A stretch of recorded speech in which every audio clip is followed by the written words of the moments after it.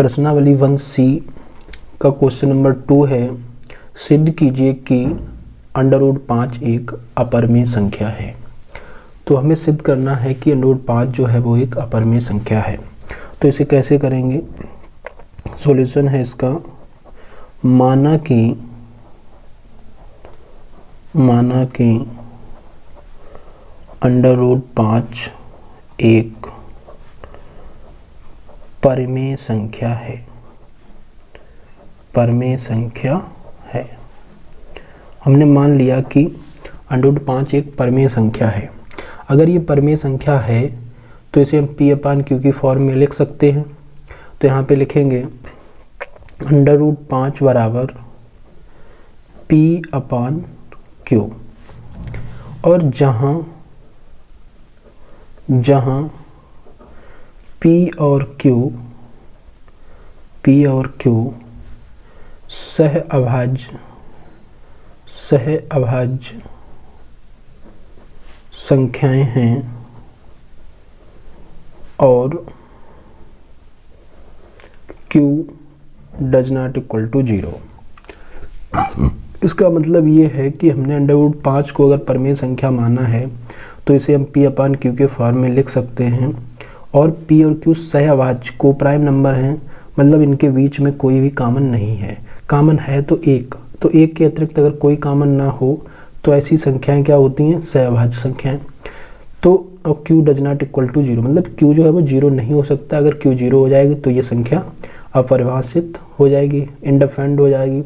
तो इसलिए हम क्या करेंगे, तो हमने इसे परिमेय संख्या मान के चले हैं, और ये अपरिमेय सिद्ध जब हो जाएगी जब इसमें परिमेय के जो गुण हैं वो नहीं होंगे। तो अब हम क्या करेंगे, यहाँ से लिखेंगे P बराबर या √5Q बराबर P, इसका इसमें गुणा हो जाएगा। तो यहाँ पे इसे मानेंगे समीकरण नंबर 1। इसका करेंगे दोनों तरफ वर्ग। अगर दोनों तरफ वर्ग करेंगे तो लिखेंगे दोनों तरफ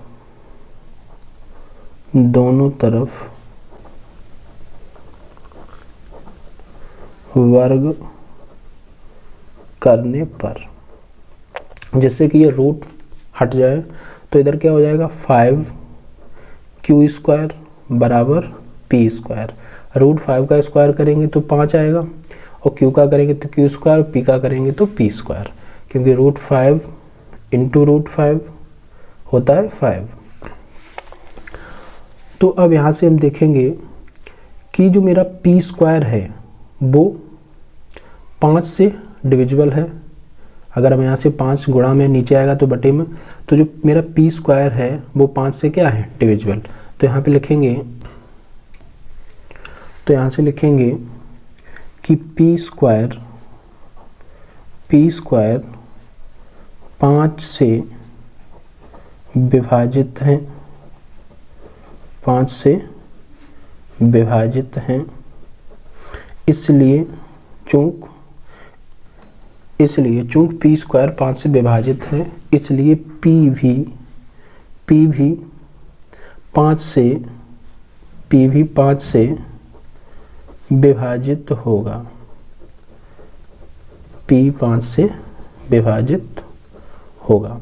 ये गणित की जो प्रमेय है आधारभूत वो यही है कि जो P² 5 से अगर विभाजित हो रहा है तो P भी 5 से विभाजित होगा। मान लो 16 जो है वो 4 से विभाजित हो रहा है, तो इसका जो स्क्वायर रूट है मतलब कि 4, वो भी 4 से क्या हो जाएगा? विभाजित। इसका मतलब ये है P 5 से विभाजित है। इसका मतलब ये है कि जो मेरा P है वो 5 से विभाजित है, और इसे मान लो कोई संख्या है मेरी A। तो यहाँ से हम लिख देंगे कि P बराबर 5A। तो यहाँ से मान लेंगे हम P बराबर 5A, जहाँ A कोई पूर्णांक है, मतलब कि अगर P जो है वो 5 से विभाजित है तो वो P/5 होगा, विभाजित है इसलिए। तो वो किसी के नंबर के बराबर मान लिया जिससे कि वो कंपैरिजन हो सके। तो यहाँ से हमने p/5 को माना a, जहाँ a कोई क्या है पूर्णांक, तो p बराबर क्या हो जाएगा 5a। जो p बराबर मेरा 5a मिला है इसे हम इस इक्वेशन में रखेंगे, इसे डालेंगे इक्वेशन नंबर 2, समीकरण नंबर 2। तो यहाँ से लिख देंगे कि p का मान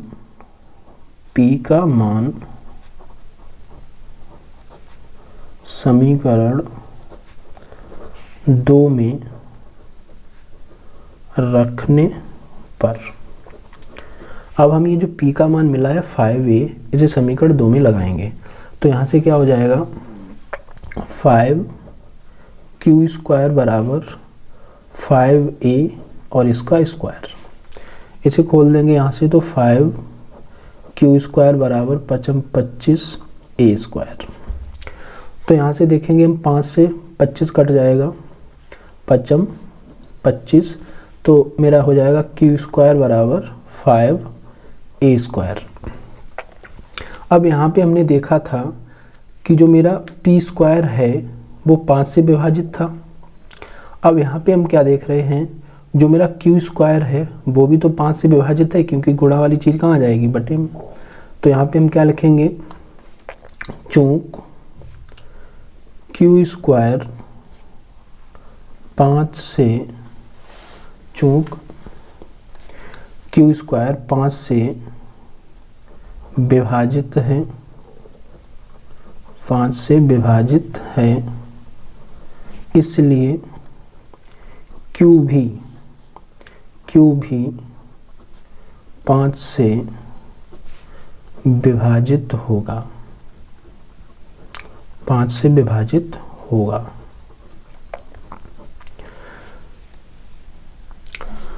अब हम देख रहे हैं कि जो q है वो भी 5 से विभाजित है और जो मेरा p है वो भी 5 से विभाजित होगा। अगर दोनों विभाजित हैं, अगर मान लो कोई नंबर है, ये मान लिया हमने कि ये 25 है और ये मान लिया 15 है, ये भी 5 से विभाजित हो रहा है और ये भी 5 से विभाजित हो रहा है। तो इसका मतलब क्या है कि जो मेरा 5 है वो दोनों में क्या है, कॉमन है। 5 है वो दोनों में क्या है, उभयनिष्ठ है। तो इसका मतलब ये है कि जो मेरा 5 है और जो यहाँ पे 5 है, ये दोनों में क्या हो गया, उभयनिष्ठ हो गया।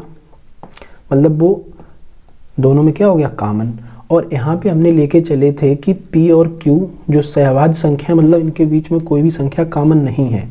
तो ये क्या हो गया, यहाँ पे कॉमन आ गया। इसका मतलब जो हमने कल्पना मानी थी, जो मान के चले थे कि p जो परमेय संख्या है उसके कारण ऐसा हुआ है। अब इसलिए हम कह सकते हैं कि जो मेरा ये संख्या √5 ये अपरमेय संख्या है। अगर ये परमेय संख्या होती तो इनका भी जो दोनों में कॉमन है वो 1 के अलावा और कुछ भी नहीं आना चाहिए था। तो यहाँ पे लिखेंगे अतः p तथा q में कम से कम एक उभयनिष्ठ गुणनखंड 5 है, परंतु इस तथ्य का विरोधाभास होता है कि p और q सहभाज्य संख्याएं हैं, क्योंकि हम p और q को सहभाज्य मान के चले थे कि उनके बीच में कोई भी उभयनिष्ठ गुणनखंड नहीं है। लेकिन यहाँ से क्या हुआ, उभयनिष्ठ गुणनखंड 5 आ गया।